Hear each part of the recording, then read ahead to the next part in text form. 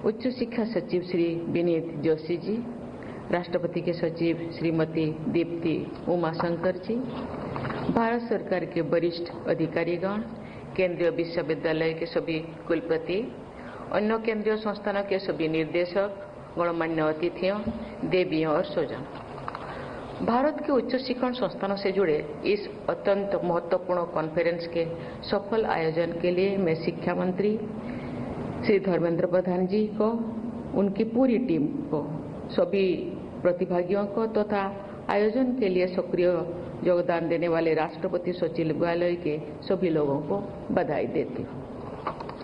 इस कॉन्फ्रेंस के लिए चुने गए विषयों पर हुए विचार मंथन का सारांश सुनकर मैं कह सकती हूँ कि उच्च शिक्षा से जुड़े अत्यंत महत्वपूर्ण आयामों पर उपयोगी निष्कर्ष निकले हैं। इस समापन सत्र में संक्षिप्त प्रस्तुतियां करने वाले विशेषज्ञों तथा विस्तार से गहन विमर्श करने वाले उनकी टीमों के सभी सदस्यों को मैं सराहना करती हूँ। पाठ्यक्रमों की flexibility, credit sharing, credit transfer, multiple entry and exist opinions, राष्ट्रीय शिक्षा नीति 2020 के तहत लागू किए गए ऐतिहासिक बदलाव है। मुझे विश्वास है कि विद्यार्थियों की सुविधा को आप सब केंद्र में रखेंगे। टेक्नोलॉजी के माध्यम से एकेडमिक फ्लेक्सिबिलिटी को आप सब प्रभावी बनाएंगे। इससे विद्यार्थियों को बहुमुखी प्रतिभा विकसित करने तथा अपनी सुपसंद के पाठ्यक्रमों में अध्ययन करने में अवसर प्राप्त होंगे। 21वीं सदी के पहली चौथाई के अंत में हम स्वाधीन भारत के अमृत काल से गुजर रहे हैं। इस सदी के पूर्वार्ध के संपन्न होने के पहले ही भारत को विकसित देश बनाने का हमारे राष्ट्रीय लक्ष्य है। इस लक्ष्य को प्राप्त करने के लिए शिक्षण संस्थानों से जुड़े सभी लोगों को तथा विद्यार्थियों को ग्लोबल माइंडसेट के आधार पर आगे बढ़ना होगा। ये प्रयास होना चाहिए कि इंटरनेशनलाइजेशन एफर्ट्स एंड कोलैबोरेशंस के मजबूत होने से हमारे युवा विद्यार्थी 21वीं सदी के विश्व में अपनी और अधिक प्रभावी पहचान बनाएंगे। देश के उच्च शिक्षण संस्थानों में विश्व स्तरीय शिक्षा मिलने से विदेश जाकर पढ़ने के प्रवृत्ति की कमी आएगी। देश की युवा प्रतिभा का राष्ट्र निर्माण में बेहतर उपयोग हो सकेंगे।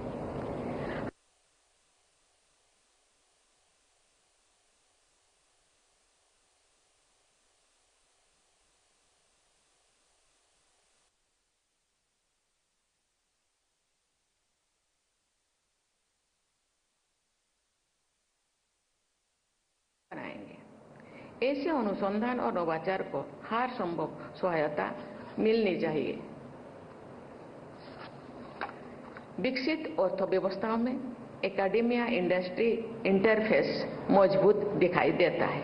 उपयोग जगत और उच्च शिक्षण संस्थानों में निरंतर आदान प्रदान होने से शोध एवं अनुसंधान कार्य अर्थव्यवस्था और समाज की आवश्यकताओं से जुड़े रहते हैं।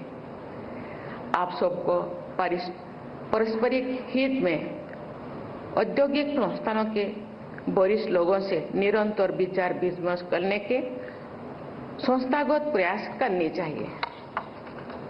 इससे शोध कार्य करने के वाले शिक्षकों और विद्यार्थियों को बहुत लाभ होगा। शिक्षण संस्थानों की प्रयोगशालाओं को स्थानीय, क्षेत्रीय, राष्ट्रीय तथा वैश्विक आवश्यकताओं से जोड़ने के कार्य आप सबकी प्राथमिकता होनी चाहिए। इन संदर्भ में आज के एक प्रेजेंटेशन में अनुसंधान के उपयोगी बनाने के दृष्टि से उच्च शिक्षण संस्थानों में डीप टेक तथा इनोवेशन पर आधारित स्टार्टअप्स को प्रोत्साहित करने के सुझाव दिए गए हैं। साथ ही रिसर्च को उपयोगी बनाने के अन्य सुझाव भी दिए गए हैं। ऐसे सुझावों को कार्यरूप देने से हमारी टेक्नोलॉजी ड्रिवन आत्मनिर्भरता और मजबूत होगा। राष्ट्रीय शिक्षा नीति के अनुसार विद्यार्थियों को 21वीं सदी के संदर्भ में विश्व स्तर पर सक्षम बनाना हमारे शिक्षण संस्थानों का लक्ष्य है। इस लक्ष्य को प्राप्त करने के लिए अनेक आयामों पर कार्य करना होगा। शिक्षा पुरानी सिस्टम बेस्ड हो और साथ ही विद्यार्थियों की विशेष प्रतिभाओं और आवश्यकताओं के अनुसार फ्लेक्सिबल हो। ये अनिवार्यता भी है और चुनौती भी है। इस संदर्भ में आज के विचार विमर्शों को आधार बनाकर निरंतर सचेत और सक्रिय रहने की आवश्यकता है। अनुभव के आधार पर समुचित बदलाव होते रहने चाहिए। विद्यार्थियों को सक्षम बनाना ही ऐसे बदलावों का उद्देश्य होना चाहिए। शिक्षण संस्थानों की गुणवत्ता का आकलन एक जटिल परंतु अनिवार्य प्रक्रिया है। आकलन के लक्ष्य, सिद्धांतों और प्रणालियों को राष्ट्रीय शिक्षा नीति के उद्देश्यों के अनुरूप विकसित करना एक निरंतर चलने वाली प्रक्रिया है। किसी भी आकलन पद्धति की सफलता उसकी स्वीकार्यता और विश्वसनीयता में निहित होती है। आकलनकर्ताओं का निष्पक्ष और आदरणीय होना भी आकलन पद्धति की विश्वसनीयता की अनिवार्य शर्त है। इस मूलभूत आयामों के मजबूत रखने से ही देश विदेश में शिक्षण संस्थानों के आकलन को समुचित महत्व दिया जाएगा। माननीय शिक्षाविदों, उच्च शिक्षण संस्थानों को वेग से बहने वाली स्वच्छ नदियों की तरह अपने प्रवाह क्षेत्रों को उपजाऊ बनाना चाहिए। इस प्रवाह में संस्थानों की परंपरा और भविष्य दोनों समाहित है। कल सायंकाल मुझे कुछ ऐसे पूर्व विद्यार्थियों से मिलने का अवसर प्राप्त हुआ जिन्होंने अपने शिक्षण संस्थानों को आर्थिक सहायता प्रदान की है, कॉर्पोरेट सोसाइटी रेस्पॉन्सिबिलिटी के क्षेत्र में महत्वपूर्ण योगदान दिया है तथा देश के विकास के प्रति सक्रियता बनाए रखी है। उच्च शिक्षा से जुड़े सभी वरिष्ठ लोगों को समाज तथा परंपरा से जुड़कर उज्जवल भविष्य की ओर बढ़ने की मार्गों का निर्माण करना चाहिए। चरित्रवान, विवेकशील और सक्षम युवाओं के बल पर ही कोई भी राष्ट्र शक्तिशाली और विकसित बनता है। शिक्षण संस्थानों में हमारे युवा विद्यार्थियों के चरित्र, विवेक और क्षमता का निर्माण होता है। हमारे देश के युवा विद्यार्थियों का समग्र निर्माण ही आप सबके राष्ट्र प्रेम और समाज सेवा का प्रमाण होगा।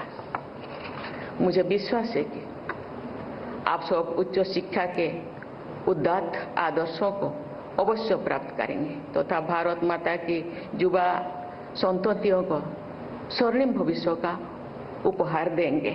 इसी विश्वास के साथ मैं अपनी वाणी को विराम देती हूँ। धन्यवाद। जय हिंद, जय भारत।